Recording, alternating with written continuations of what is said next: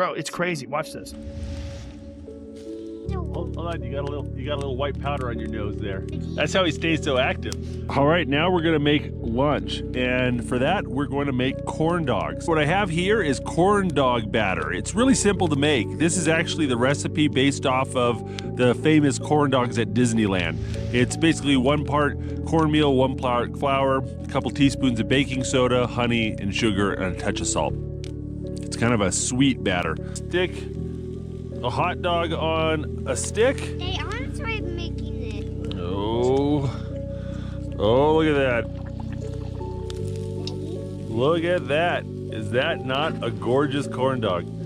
All right, we'll just let it sit there and cool for a little bit. Is that my hot dog? Here, just give it a bite right there on the corner with it. I kind of like it. Yeah, you kind of like that?